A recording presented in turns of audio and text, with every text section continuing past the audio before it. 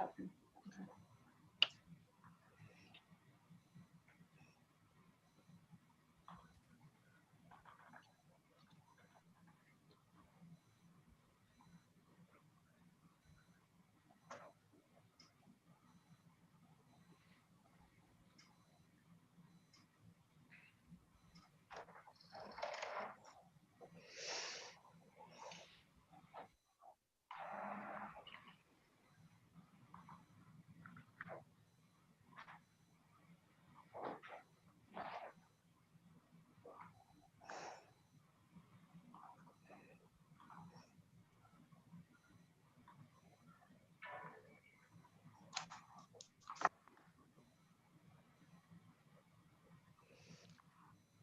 Okay, I think it's time to start.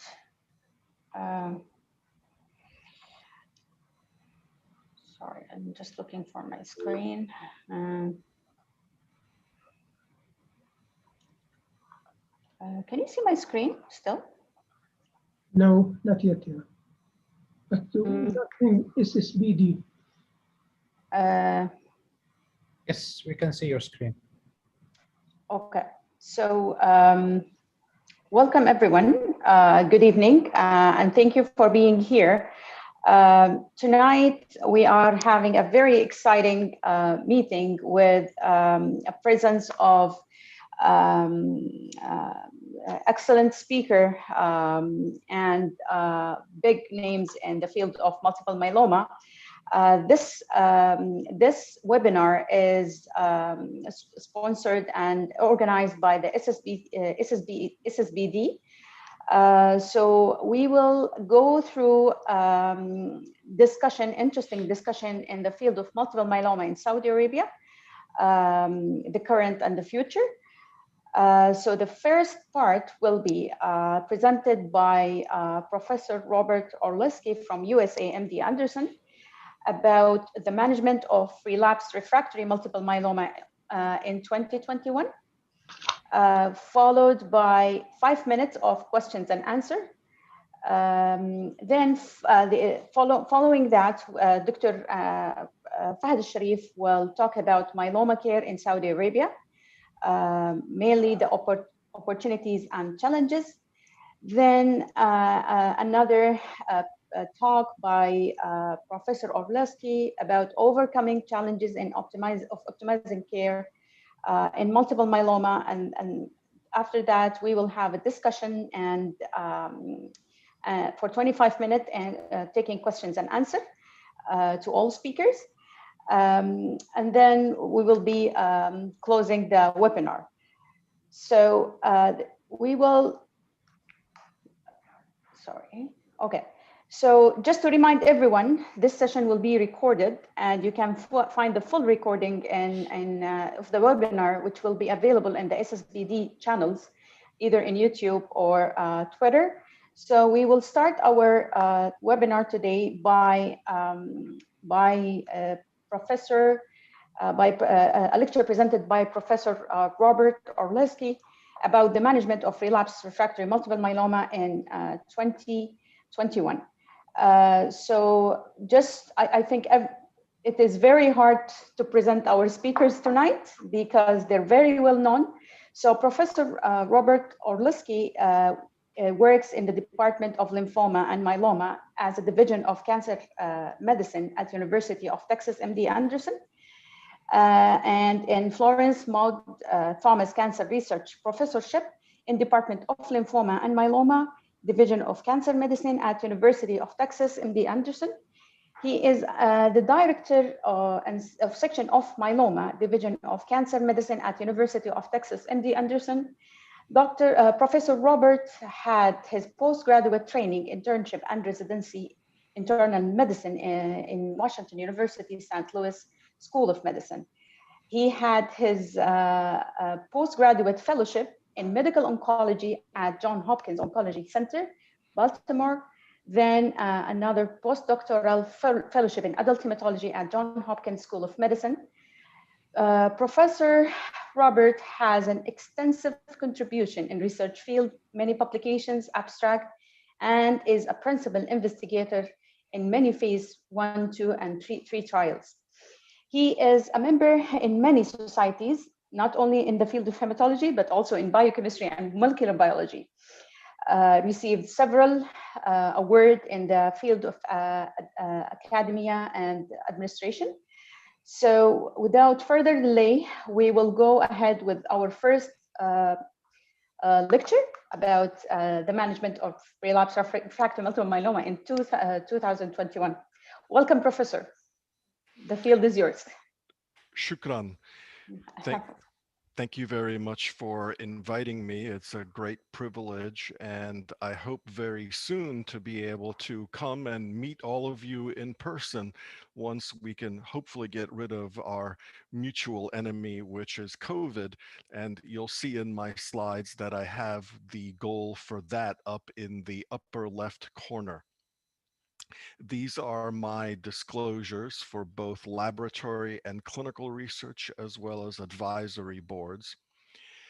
I'm sure you know that patients with myeloma have been doing better and better over the years as a result of the improvements in upfront therapy. But still, you can see that even with our modern treatment, there is no plateau in the survival curve. So we don't yet have a cure. And despite the fact that initial treatment is better, people still develop relapsed or refractory disease, which is therefore a challenge. Just to give you some definitions for the rest of the talk, relapsed disease is considered progression when the patient has not been on therapy. And we don't see that very much anymore because of the tendency to continue treatment until progression. Whereas refractory disease is progression on treatment or within 60 days of the last treatment. And on occasion, which now fortunately is rare, there are primary refractory patients who never achieved at least a minor response, which means at least a 25% reduction in disease burden. Right now, by the way, there is no standard definition of refractory based on the drug dose. For example, if someone is on full dose lenalidomide at 25 milligram along with dexamethasone and they progress, they're considered to be similarly refractory as if somebody is on a maintenance dose of lenalidomide at 10 milligram. These are the most recent and now the 5th version in just 2021 of options according to the NCCN for therapy of relapsed and refractory disease. And you can see that there is very good news, which is that there are lots of options. But there also is bad news, which is that there are lots of options. And it can be difficult to select which option is the best one, especially because many of them are not necessarily compared head to head. But what I'm going to try to do, because this is a very sophisticated audience that knows a lot of the data in this area already, what I'm going to focus on are some of the more recent drug approvals and therapies. And in this talk, I'm going to mostly focus on early relapsed or refractory disease. And I've defined that as patients with 1 to 3 prior lines of therapy. Although many of these patients can also, many of these regimens can also be used in later lines of therapy. These are just some principles that I follow in treating patients with early relapsed or refractory disease. First of all, many of them have been or are currently on lenalidomide maintenance, and many of them have already had bortezomib. On occasion, patients will have an indolent relapse where the M protein may be going up very slowly and there are no symptoms. In those cases, occasionally modifying the maintenance dose, for example, increasing the lenalidomide or adding another drug like a low-dose steroid or ixazomib or elotuzumab may be appropriate. Unfortunately, a lot of patients fall into the aggressive relapse category, meaning that they have a rapid increase in their monoclonal protein, or they have aggressive clinically symptomatic disease, including hypercalcemia or new bone lesions, probably they need a triplet with as many new drugs as possible. And so really, if they have not had an anti-CD38 monoclonal antibody yet, they probably should do so in the second line. And adding that to carfilzomib or pomalidomide, I think, is very attractive.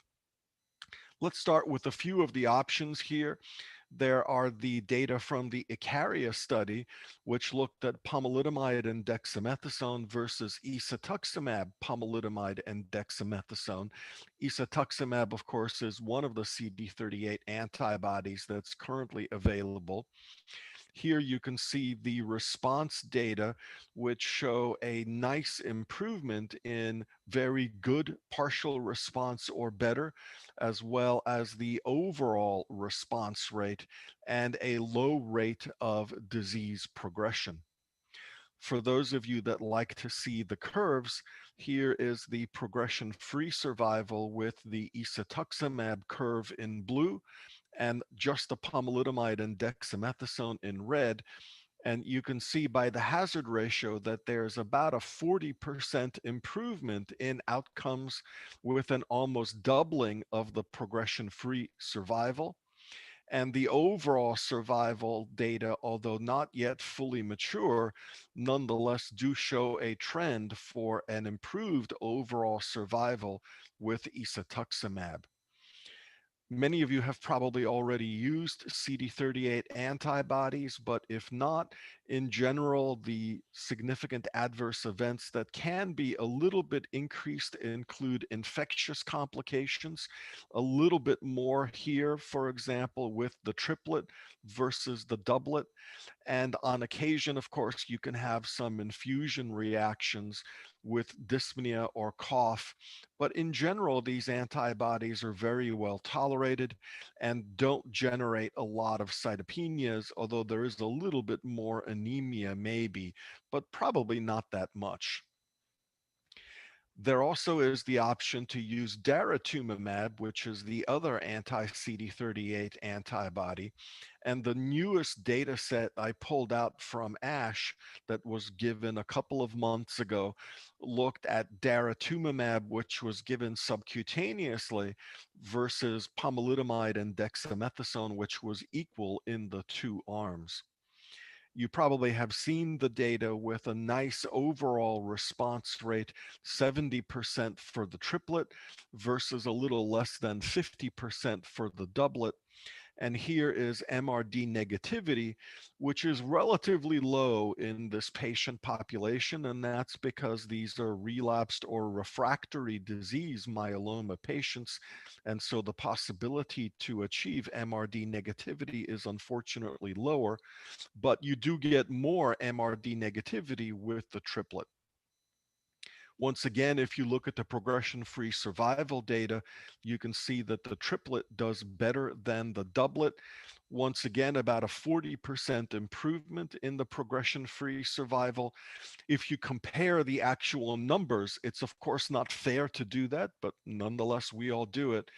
The progression-free survival here with the daratumumab combination is a little bit longer than with ICARIA, but part of that is because this is an earlier patient population because they allowed second-line patients, whereas the previous study started with third-line patients. And here are the safety data where again, you can see maybe a little bit of an increase in neutropenia and also an increase in infections, but otherwise these anti-CD38 antibodies are tolerated relatively well. Some of you may prefer to give a CD38 antibody with a proteasome inhibitor, and you do have the option to do that with bortezomib, but carfilzomib is also a good option, especially in patients who maybe progressed on bortezomib before, or they have neuropathy due to bortezomib. And we really have two large data sets that we can look at. First of all, there was the CANDOR study that was published last year that looked at carfilzomib and dex as the comparator, and the experimental arm had daratumumab with carfilzomib and dexamethasone. You can see that these were patients that were pretty heavily pretreated.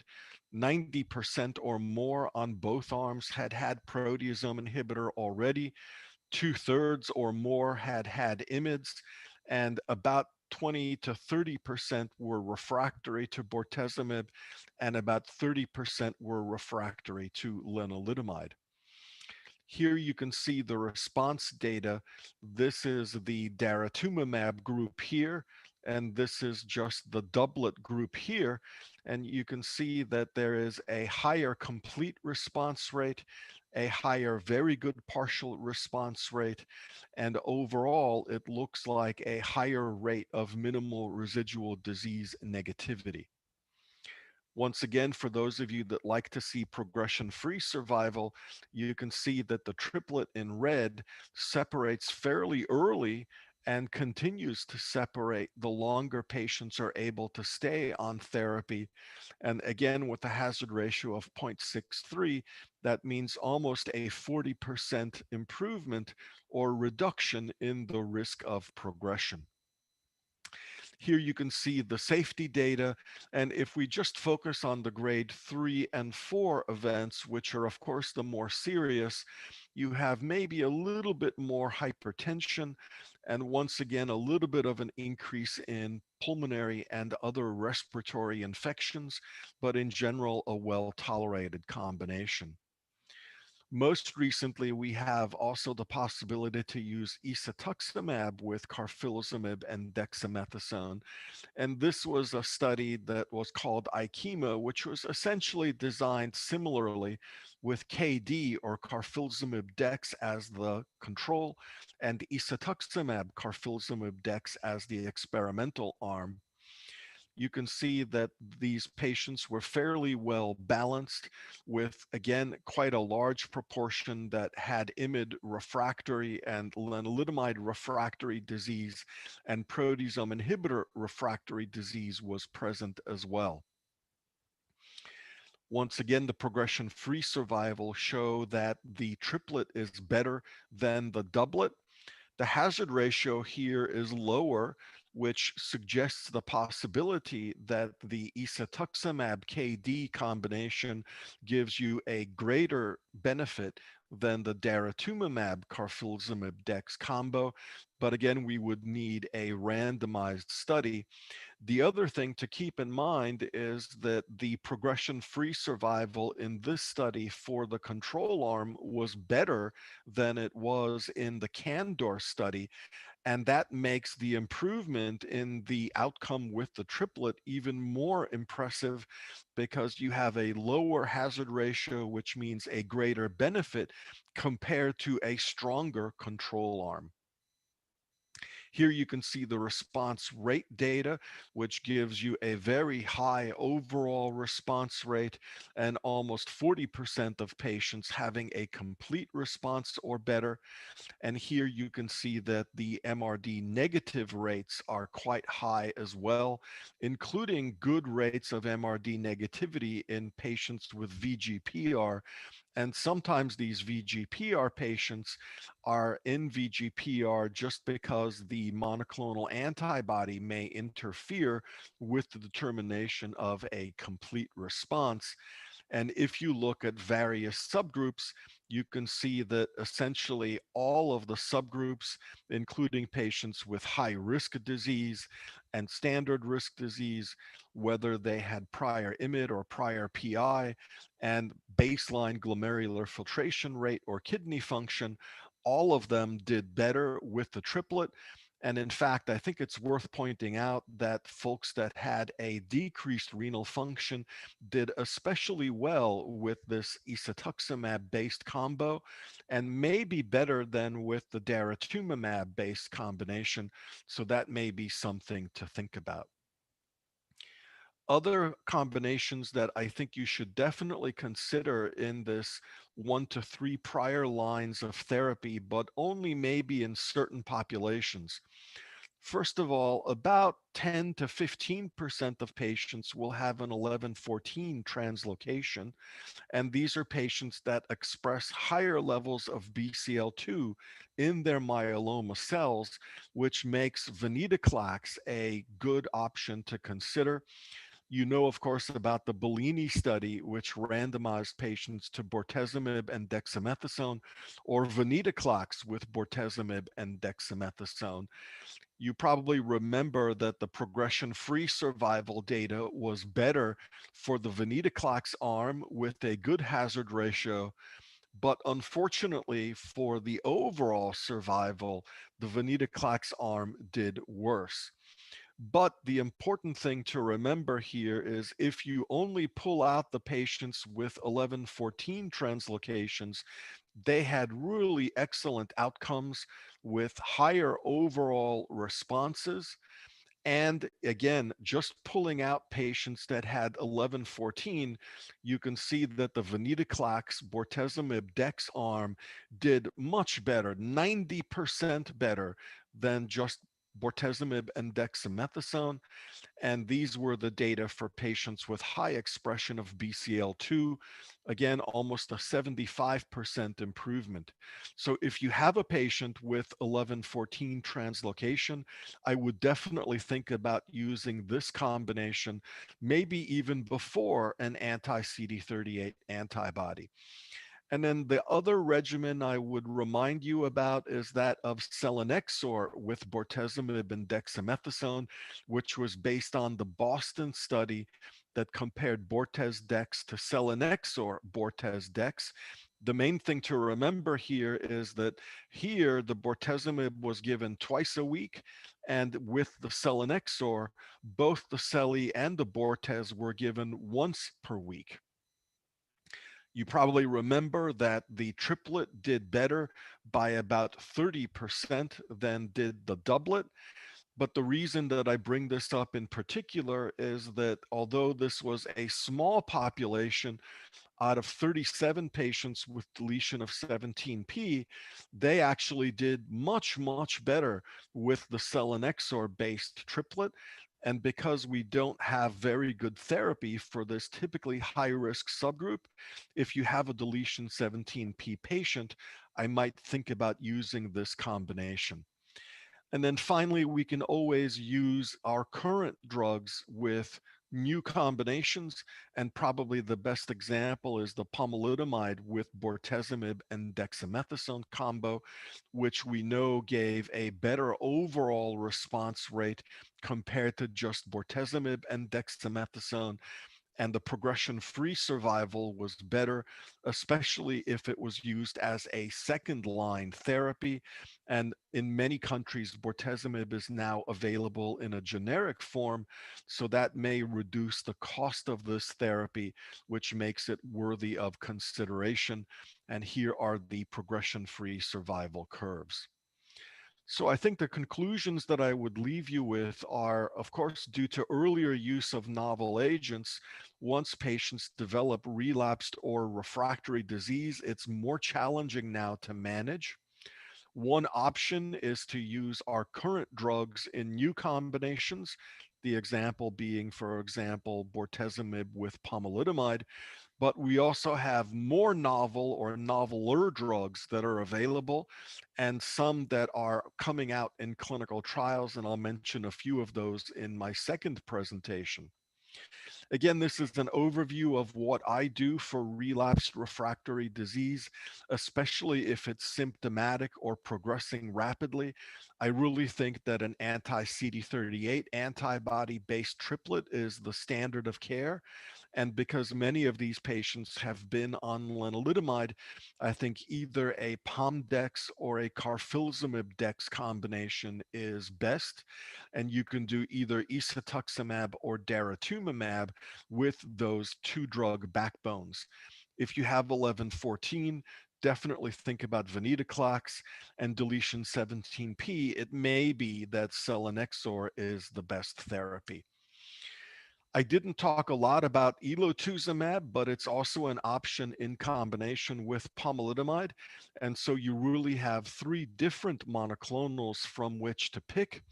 We don't really have comparative studies that allow us to decide which one of these is the easiest. I don't use a lot of ELO simply because it seems not to have single agent activity. And so my preference is to do either the isatuximab or the daratumumab. And we do have some data that I'll show you later that you may be able to reuse an anti-CD38 antibody after it's been used previously. And if you have a high-risk patient, do think about a proteasome inhibitor-based regimen. We did recently publish, and we're going to be updating this, an algorithm that at least gives you a list of some of the combinations to think about using in relapse disease based on whether patients are frail or fit and have 1 to 3 or 4 or more prior lines of therapy. And we're developing additional tools that I hope to be able to present to you soon about that. And then finally, if you ever have any questions, these are our myeloma faculty at MD Anderson, and please feel free to email me directly. This is my email address, and I also have a Twitter account, and this is our telephone number for referrals. So thank you very much for your attention, and I'll turn it back over to our moderator to continue with the symposium. Excellent. Thank you so much, Professor Orlowski, for very elegant, comprehensive review for most updated and most active treatment of in relapsed refractory multiple myeloma. So please post your questions in the chat or in the question and answer. Okay, since there are no questions, I think the common question in most of the meeting, a myeloma meeting, that there are still, with the novel therapies, with the targeted therapies, still there are many unmet needs for multiple myeloma patients, especially those who are not included in most of the clinical trials, including extramedullary plasmacytoma, mainly the soft tissue plasmacytoma, plasma cell leukemia, young patient with aggressive disease or high risk or ultra high risk, whether to manage as routine, like as the guideline, or we should consider more aggressive treatment. So I would like to hear your opinion. I think this is a very tough question that is commonly asked.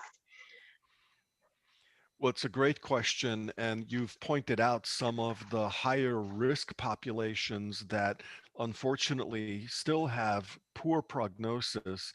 Those include extramedullary disease with soft tissue, as you pointed out, plasmacytomas, as well as plasma cell leukemia and ultra high risk disease. For those patients that have this as an option, if they had a long remission duration with the first autologous transplant, repeating an autologous transplant may be an option. In selected younger patients with very high risk disease, an allogeneic transplant may be an option if they have an appropriate donor. We have CAR T cells that are coming, and actually here in the US just on Saturday, the first BCMA targeted CAR T was approved. So hopefully you in Saudi Arabia will have that available soon as well. I usually like to use a more cytotoxic agent-based approach to these aggressive relapses. And so I still use quite a bit of cyclophosphamide, for example, and I like doing carfilzomib or bortezomib with cyclophosphamide. On occasion, we will even hospitalize patients and use a hyperfractionated cyclophosphamide-based regimen as a bridge to be able to get them to another therapy, such as a stem cell transplant.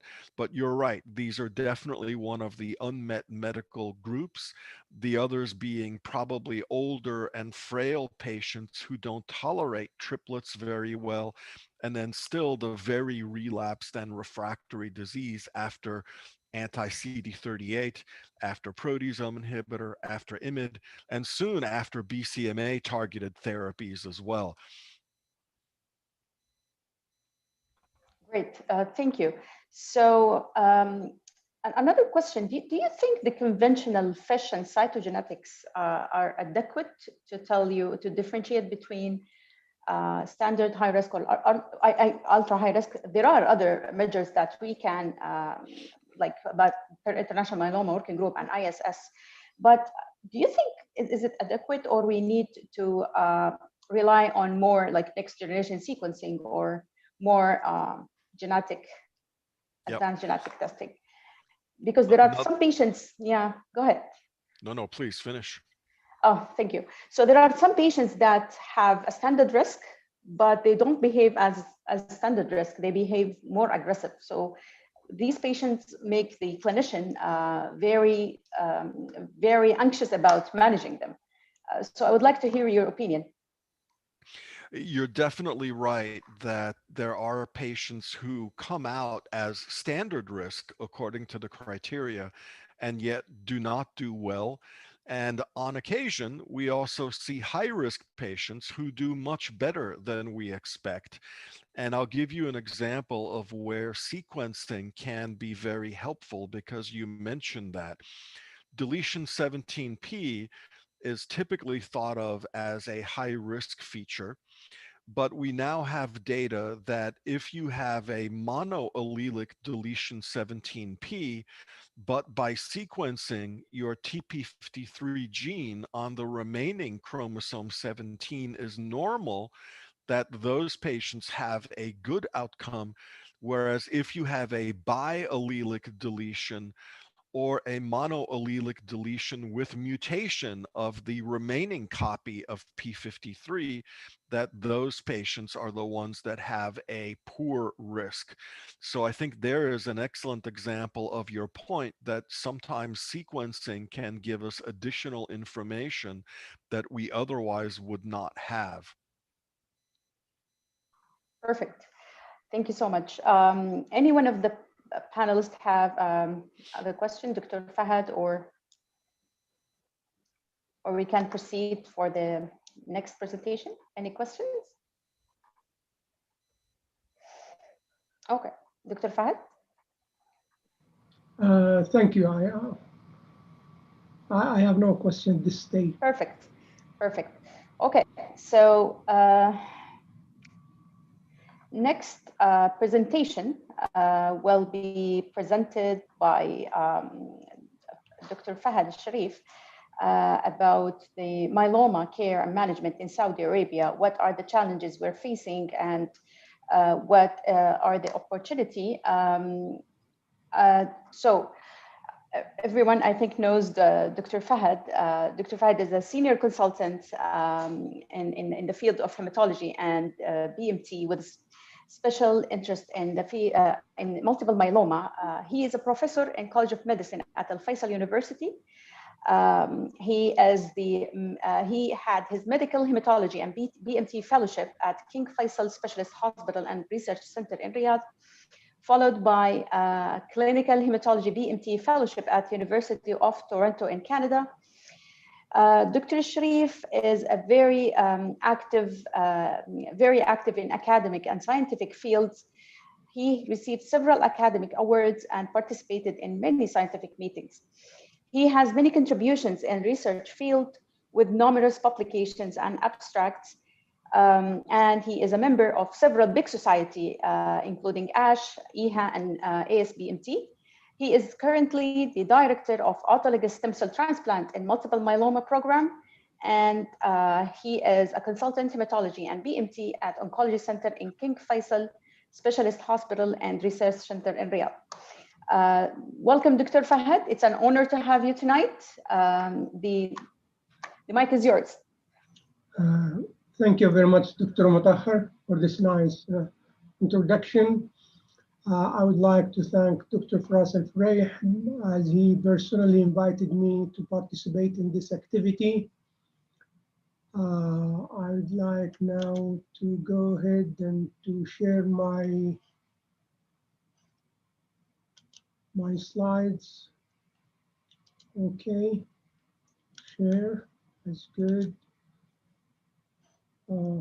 Okay, now I think you can see my slide very well. بسم الله الرحمن الرحيم وصلى الله على سيدنا محمد وعلى آله وصحبه وسلم. I'm going to talk tonight about multiple myeloma care in Saudi Arabia, the opportunities and challenges.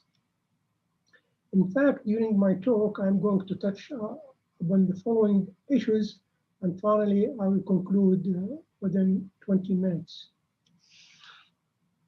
In Saudi Arabia, the exact incidence of multiple myeloma is largely underreported. According to the WHO country profile, multiple myeloma and lymphoma accounted for 9.6 to 11% of cancer.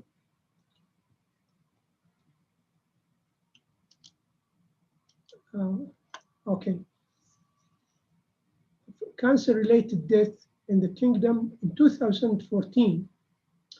In 2014, also, Saudi Cancer Registry reported that multiple myeloma accounts for 1% of total cancer cases with an age-standardized incidence of 1% in males and 0.7% in females.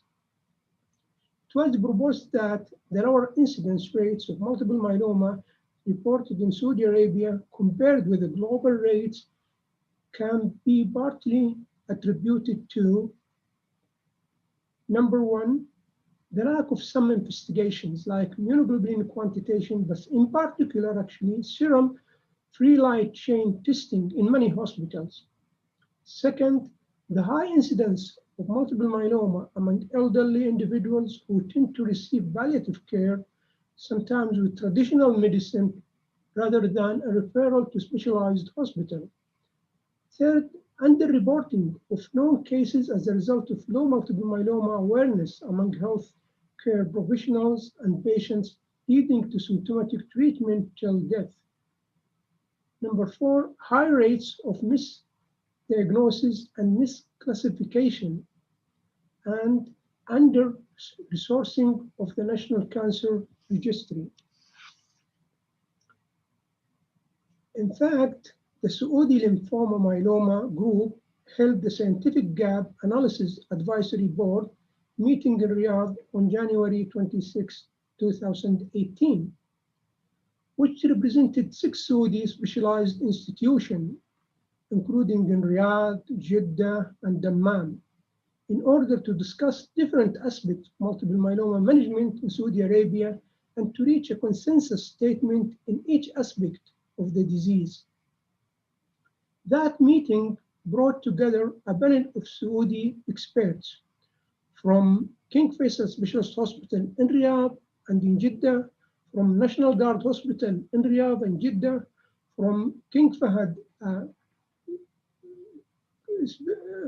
Medical City, as well as King Fahd Specialist Hospital in Dammam, to share their views on current trends and practice in Saudi Arabia and how these compare with the global picture.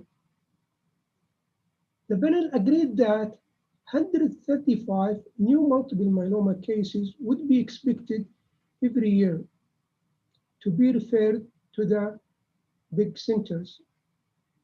It was also noted that a considerable proportion of multiple myeloma patients in Saudi Arabia are diagnosed before the age of 50 years, in contrast to the global picture. The panel members agreed that the clinical characteristics of multiple myeloma patients in Saudi Arabia are similar to the characteristics described globally. However, they highlighted the need for a central, unified, and updated national registry to monitor the current trends in multiple myeloma. On the other hand, a retrospective study observed that Saudi patients with multiple myeloma are relatively younger and present with poor performance status and higher international staging system stage disease than Western patients with multiple myeloma. And probably that is due to late diagnosis and late referral to the big centers.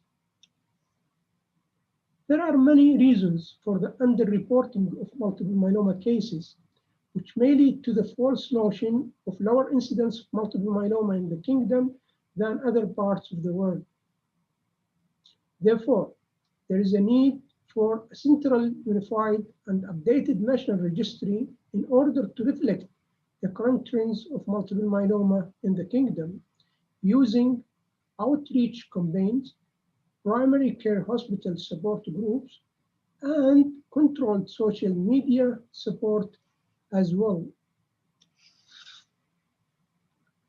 Saudi Arabia is the largest country in the Arabian Peninsula, with a population of more than 28 million.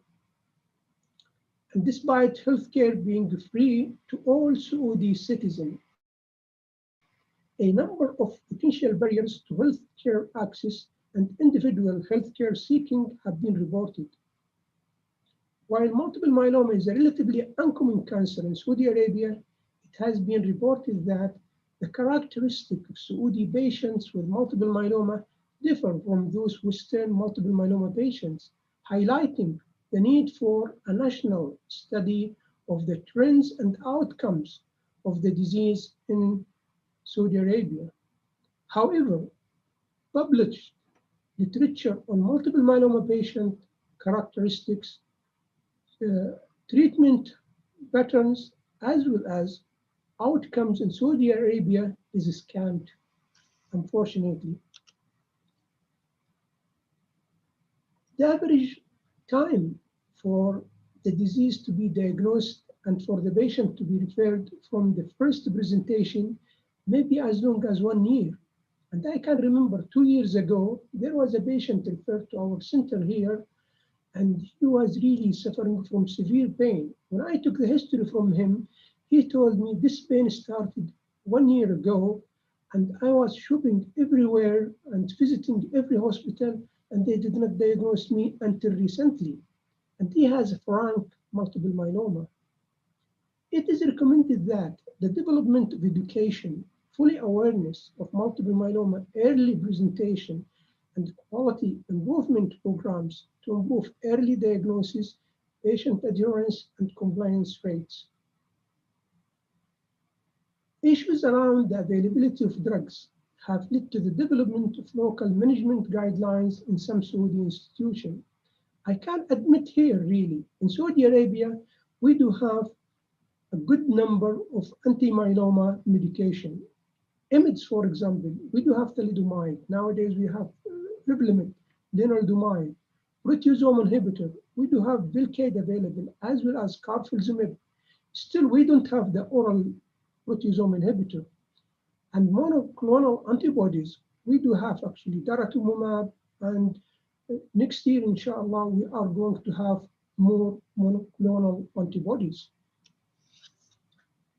Other improvement needed in the management of multiple myeloma in Saudi Arabia, complete FISH analysis, and also CD138 enrichment. You can see from this slide, this is what is available in big centers in the hospital as a FISH panel for patients with multiple myeloma. But comparing this to MSMART from my clinic, showing that we are not doing everything. We are lacking gain 1Q, we are lacking trisomies, and this is not good actually, especially when we are labeling our patient high risk or low risk or standard risk disease. And I think cytogenetic analysis should be available all of the abnormalities. This is one of the challenges we have to work on it actually. The second thing really, other improvement needed in minimal residual disease testing, because it is not yet available. In one big center here in Saudi Arabia, they are still starting validating the test. In the other center, we are actually waiting, and hopefully in 3 months' time going to be available. We know that undetectable minimal residual disease can be associated with longer progression-free survival as well as overall survival. That is not only in newly diagnosed multiple myeloma patient, but also in the relapse setting. As you can see here, really, those patients who have undetectable minimal residual disease, we can say that probably they do have operational cure because the relapse will take long time. While those patients actually, by our criteria nowadays, stringent complete remission or complete remission, still they will have a relapse within shorter time comparing to the undetectable minimal residual disease patients. The value of minimal residual disease negative status confirmed by pooled analysis of 3 GEM clinical trials. And you can see here progression-free survival as much better in those patients with minimal residual negative comparing to complete remission, near complete remission, and not only in the progression-free survival, but also in the overall survival. You see the curve here for those patients with minimal residual disease negative comparing to complete remission or near complete remission, i.e., we can say that the true value of CR relies in the minimal residual disease status, and CR without minimal residual disease is no better than PR, partial remission. The new response criteria, according to International Multiple Myeloma Working Group in 2016, recommending that we have to move away from stringent complete remission and complete remission to the new response criteria, where we have to use minimal residual disease status for the patient, either sustained, using flow, or using sequencing. But more important, actually, using minimal residual disease testing with imaging studies. And that is really to tell that patient is get rid of his myeloma. Minimal residual disease negative status should be diagnostic for treatment and the stage of the disease. And minimal residual disease negative status is the new CR. Either next generation flow or next generation sequencing are feasible because both of them sometimes difficult to be available in one center.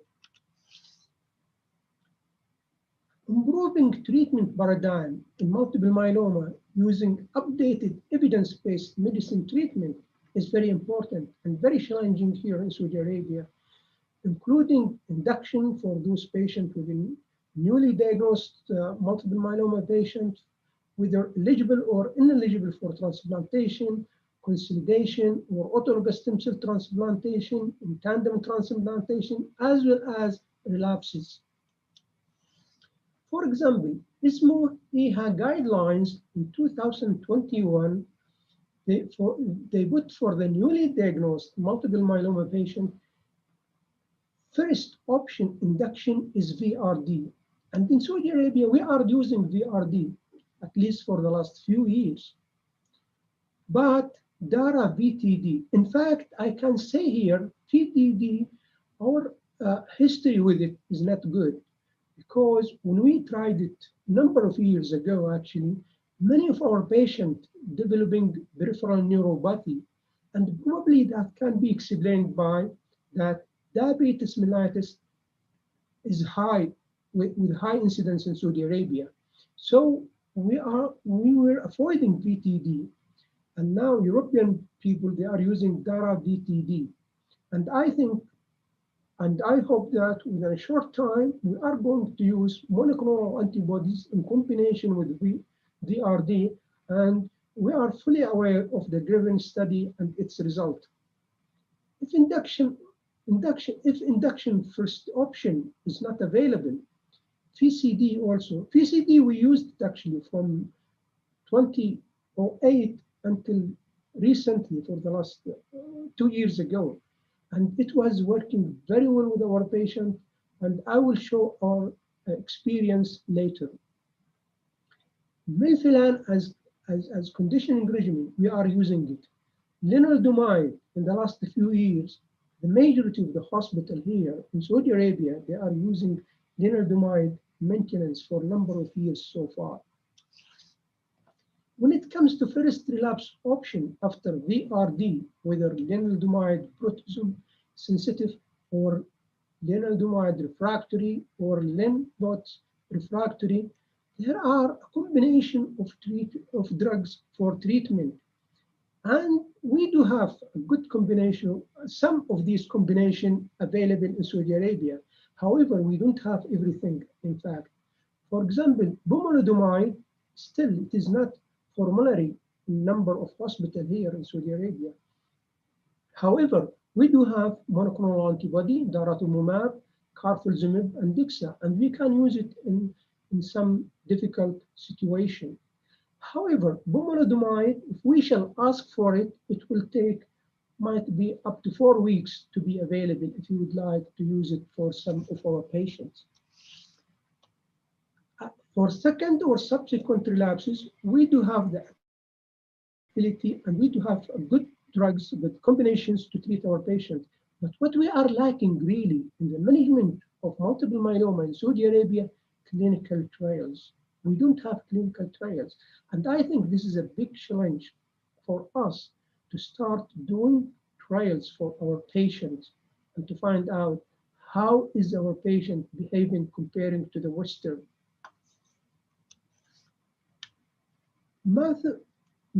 Study showing us that still there are poor outcomes in heavily pretreated patients, and we have to look for some solution for this problem.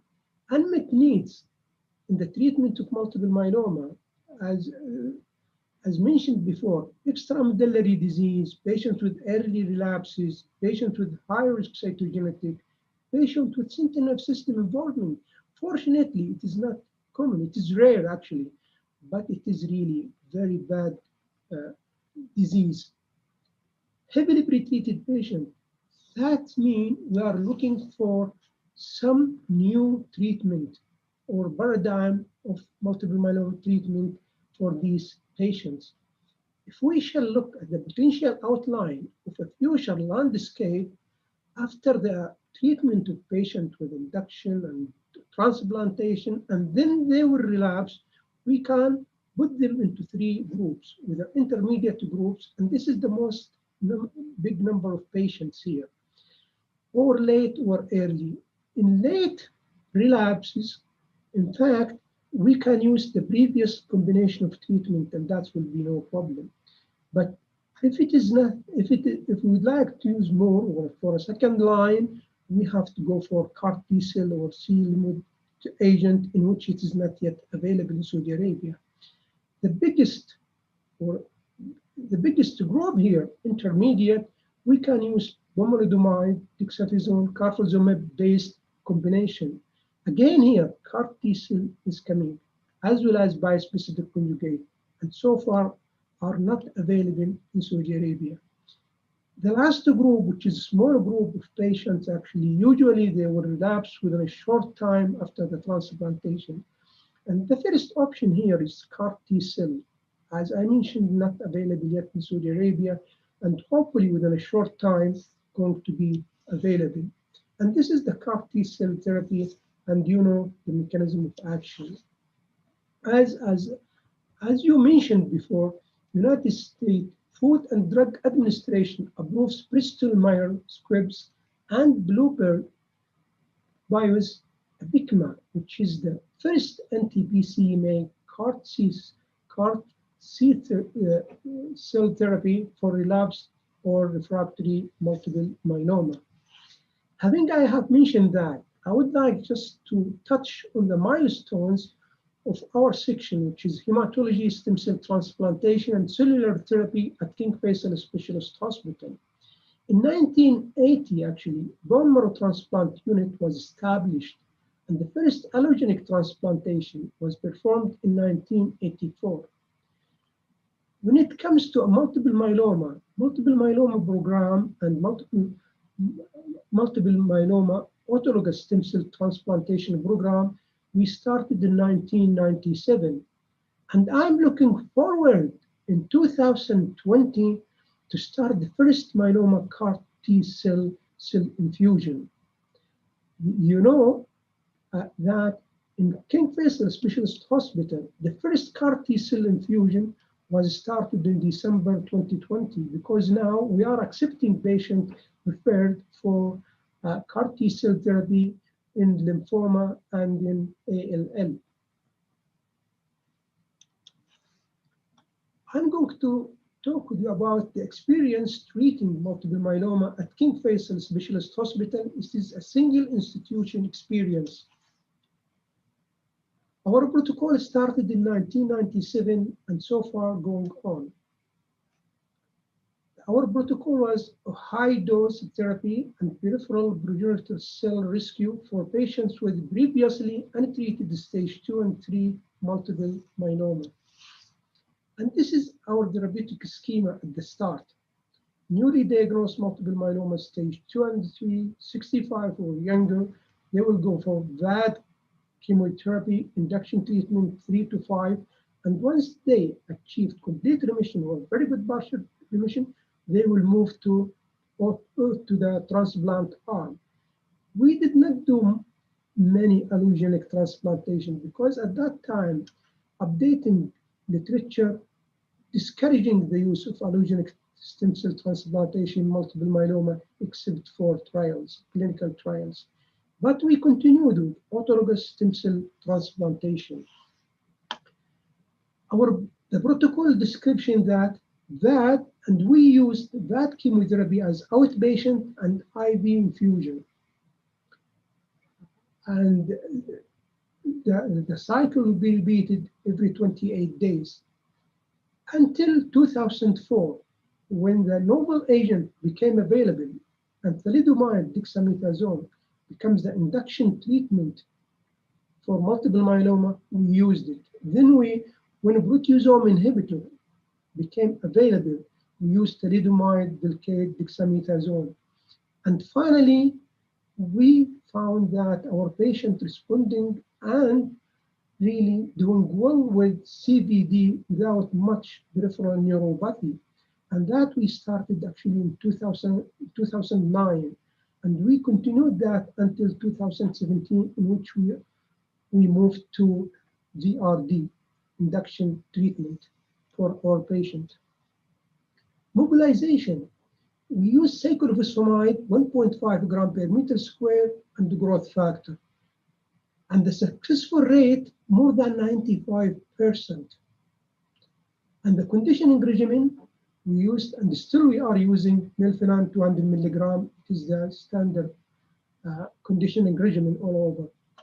But the maintenance story is really somewhat different because in 1997, we used alpha interferon, but then we changed it into bisphosphonate when they became available. Then we changed our maintenance into thalidomide plus or minus steroid. But since 2017, after the approval of FDA for the lenalidomide maintenance, we are using lenalidomide maintenance for the majority of our patients, but not for all of them, because some of them, once you are mentioning the side effects of lenalidomide, they will say, please, doctor, we don't want to use it. And this, it is a good number of patients, actually, they are declining lenalidomide use.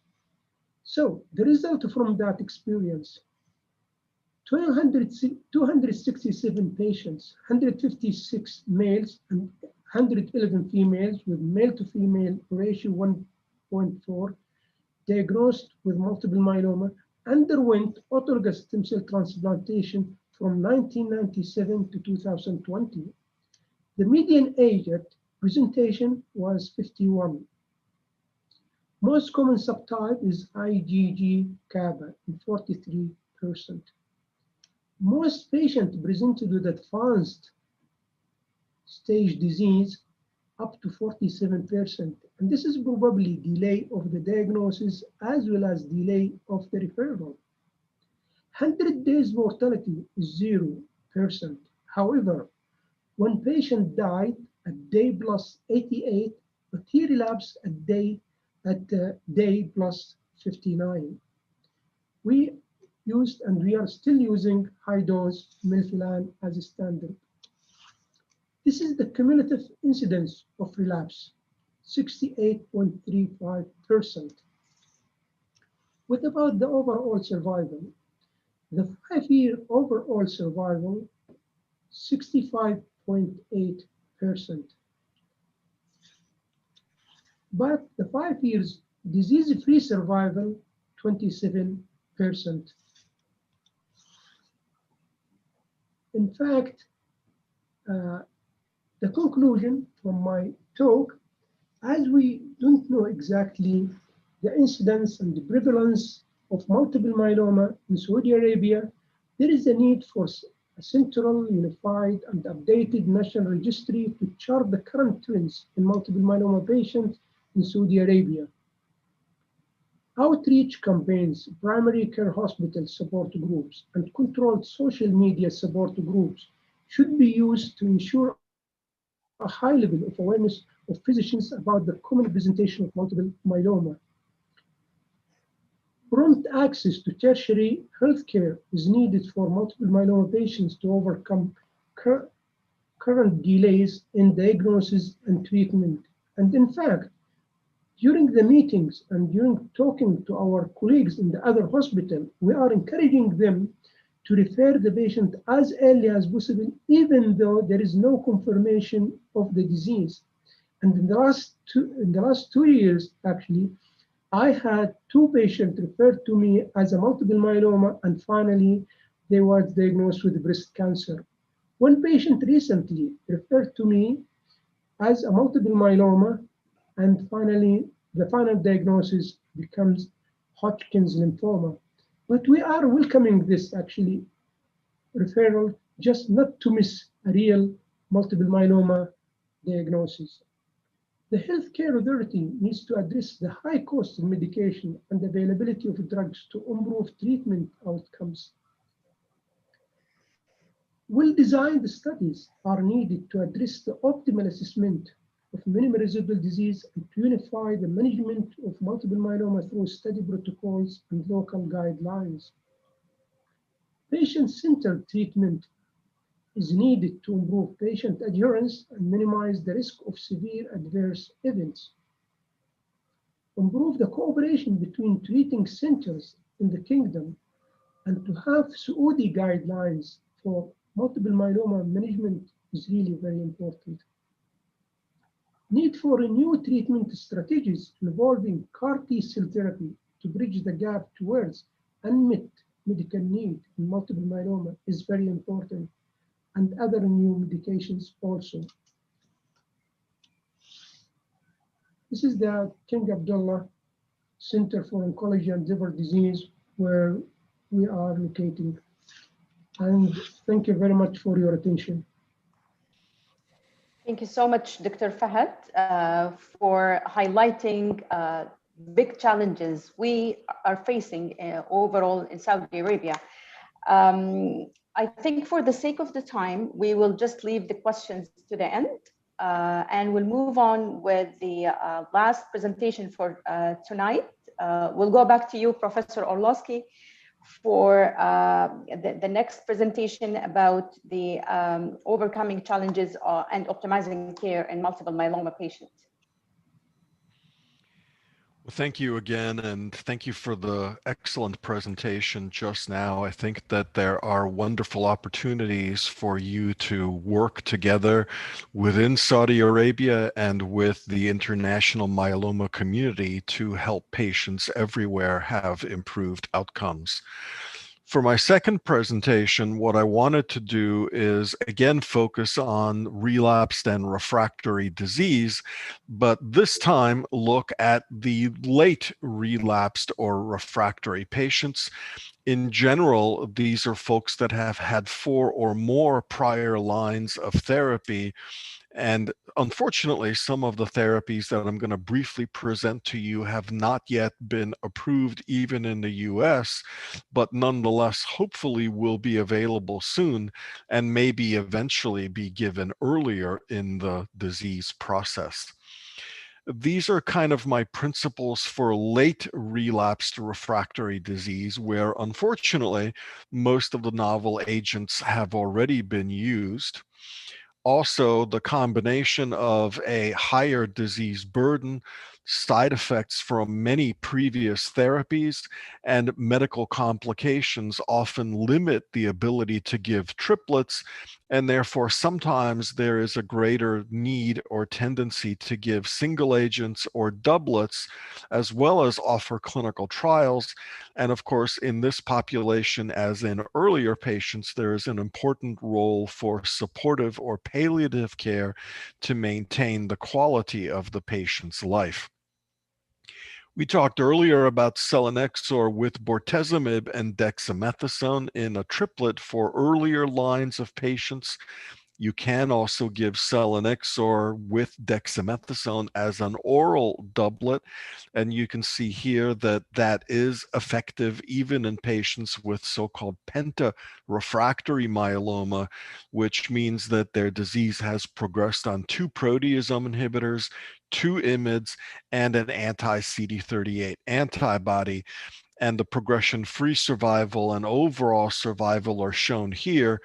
They probably would be better if you could give them in a triplet, and you can really give this combination with a variety of drugs, including antibodies.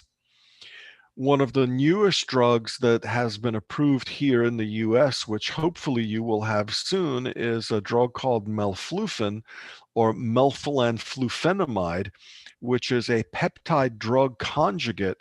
The reason this is interesting is that it tends to get more concentrated in myeloma cells and is converted inside those cells into melphalan.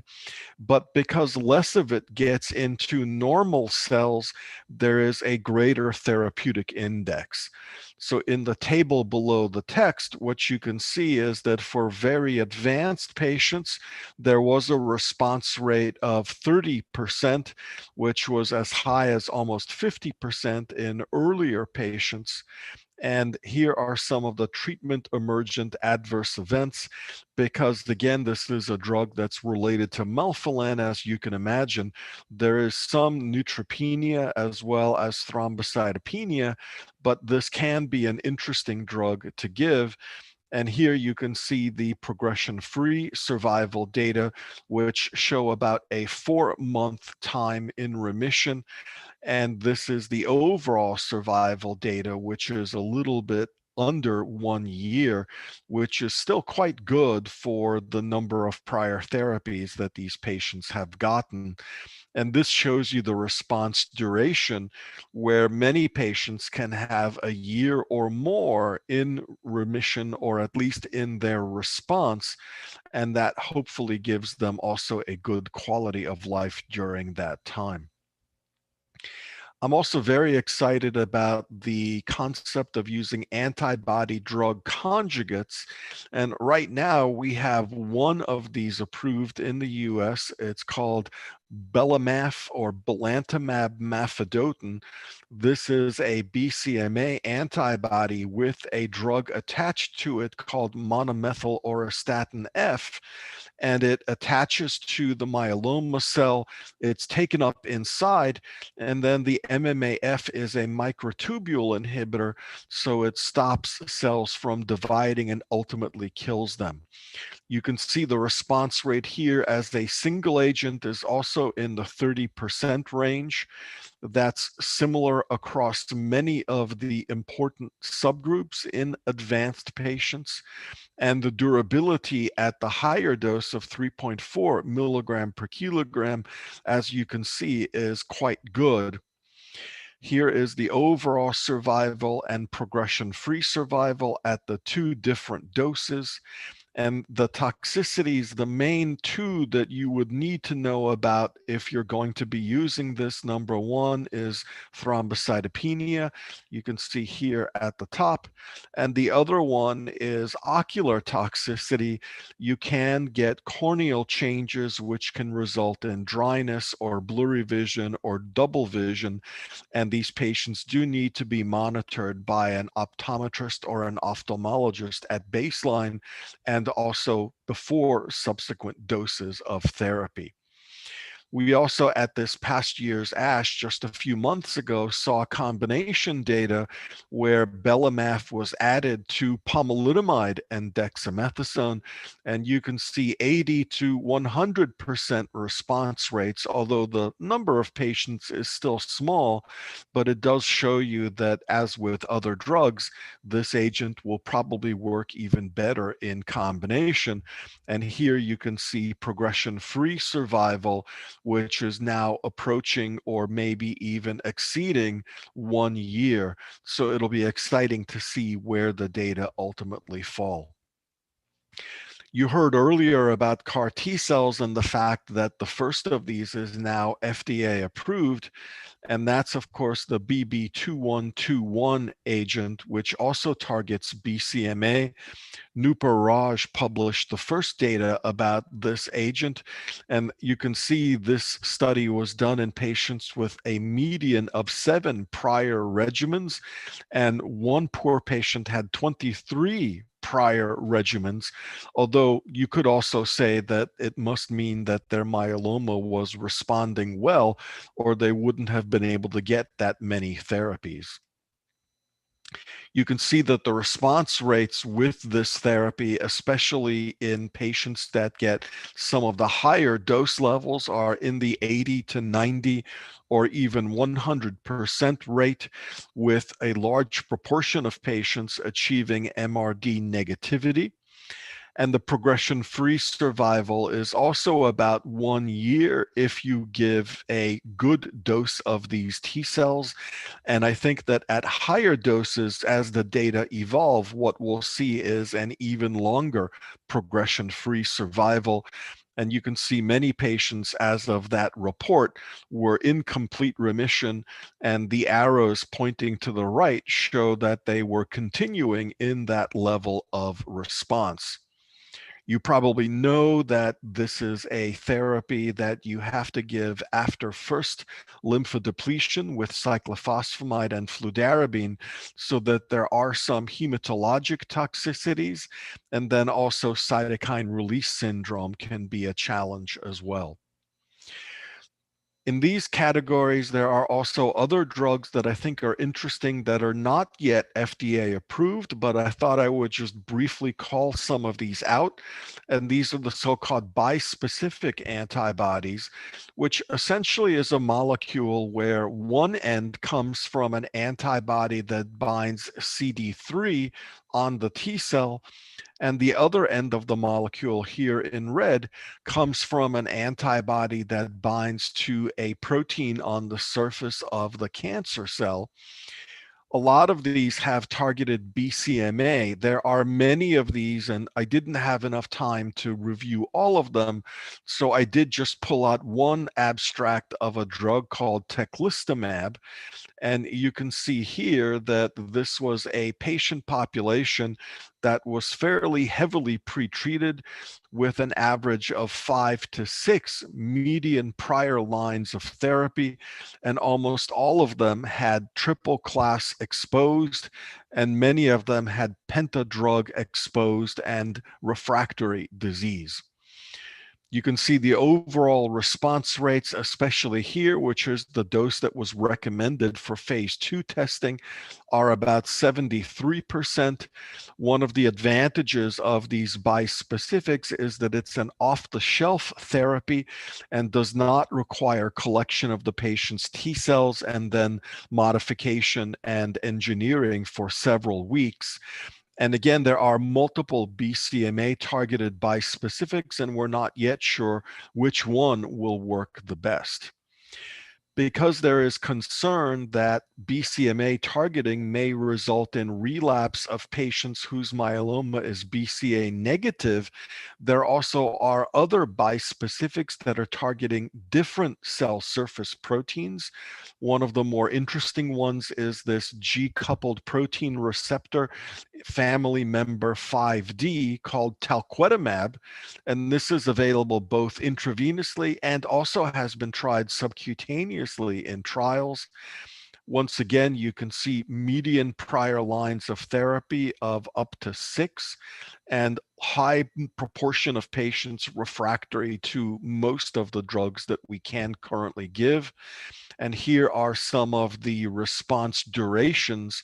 This study is still relatively early, but again, you can see many patients responding for a year or more, and that's, I think, really encouraging.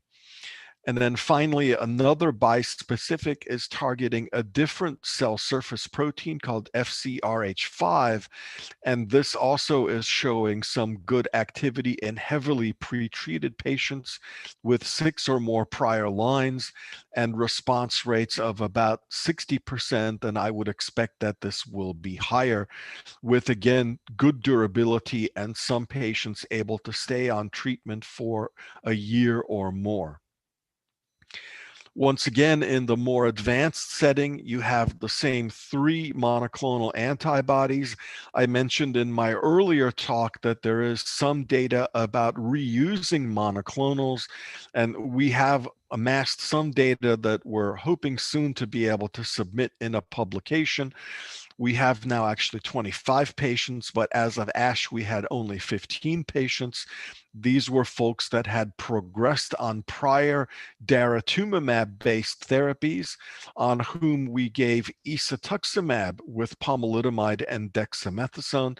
And you can see that if you had dara at any time previously, the response rate was quite good. It was a little bit lower if you had the daratumumab as the just prior line of therapy, but still a 53% response rate, which is not bad. And you can see that many patients were able to achieve a partial remission. And so I do think there is some rationale to be able to use one anti-CD38 antibody after the other, especially if the previous use of the CD38 antibody was in a prior line and not in the most recent line of therapy. And as always, this was a relatively well-tolerated combination with most of the discontinuations due to disease progression. So the conclusions that I would leave you with are that in later line relapsed refractory myeloma, because these patients are a little bit more beaten up, sometimes single agents or doublets with new mechanisms of action are the way to go. And that can include small molecules like selinexor or melflufen, CAR T cells with ide-cel now approved, and maybe cilta-cel will be approved later this year. We have antibody drug conjugates, so the first one already approved, and bispecifics that I think are looking encouraging and probably will be approved, although there is still a persistent unmet medical need here. As I mentioned earlier, we did publish a couple of years ago algorithms that are still, I think, active and helpful for refractory disease, and we're going to be updating these soon. And please feel free to reach out to me directly if I can be of help to you with any of your myeloma patients.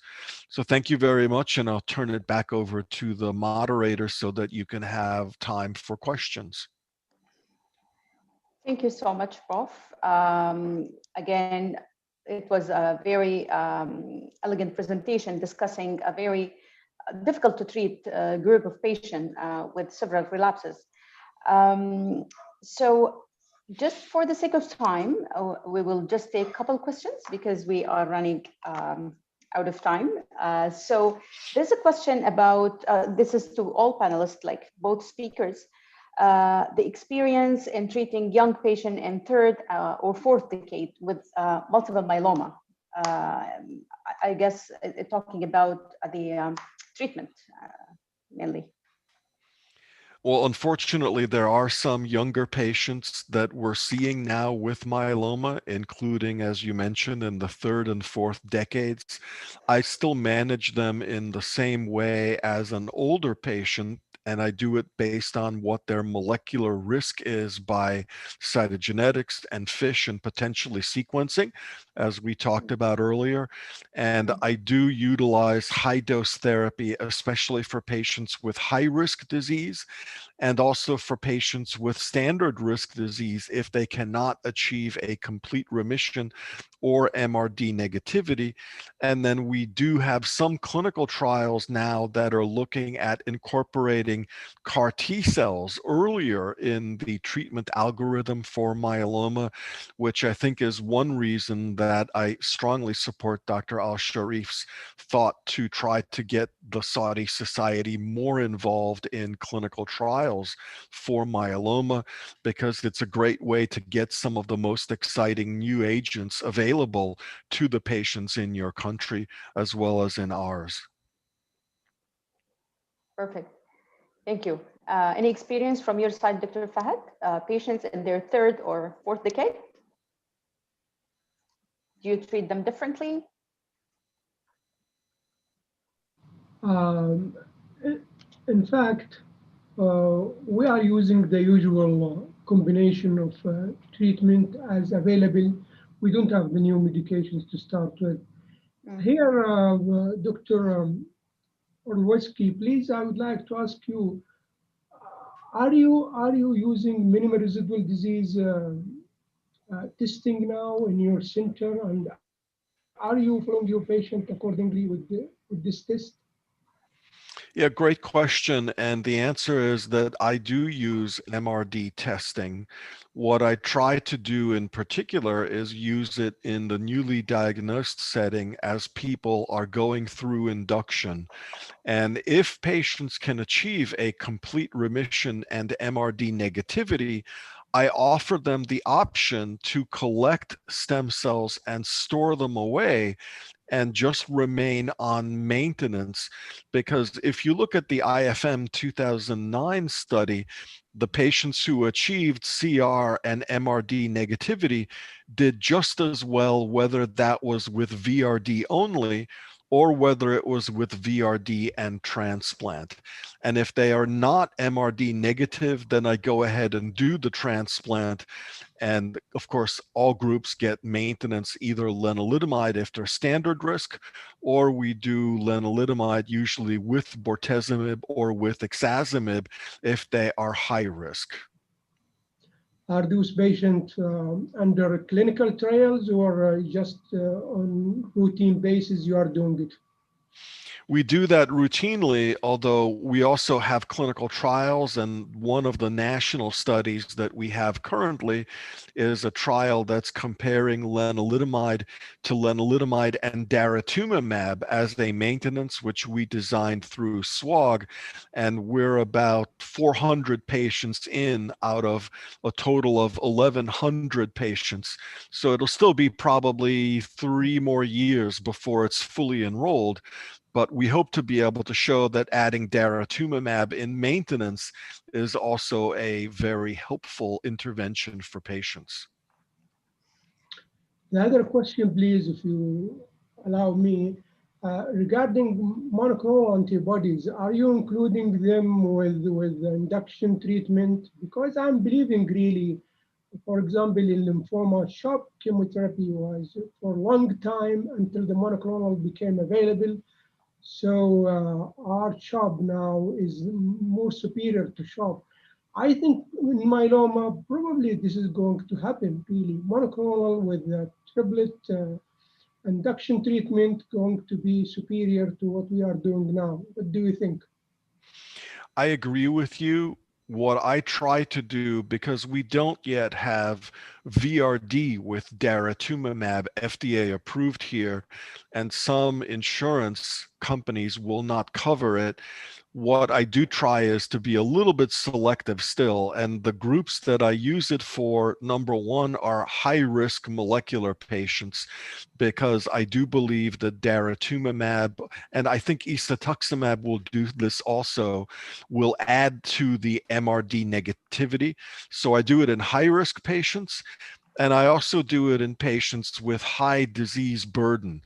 And just to give you an example, you know, if somebody comes in with 90% involvement of the bone marrow with plasma cells, it's more difficult to get that patient into a complete remission with a triplet. And so I try to use a quadruplet in those patients, especially whether they have high risk or standard risk disease. So those are the two settings in which I try to do the quadruplet right now. Thank you very much. Thank you. Perfect. Thank you so much. I think we ran out of time. I would like to thank our speakers for excellent and elegant talk. Thank you, Professor Orlowski and Dr. Fahad Sharif.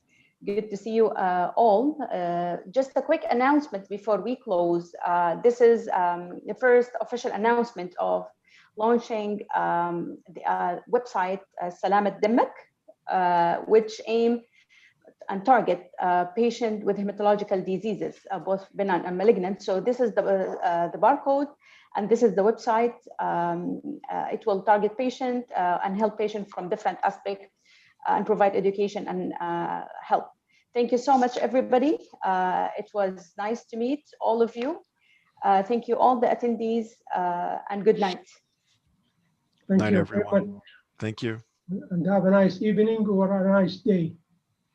Thank you so much. Thank you.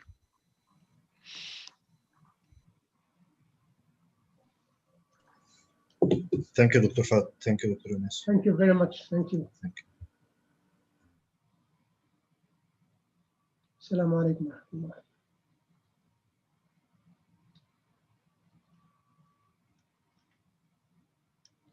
ما شاء الله تبارك الله.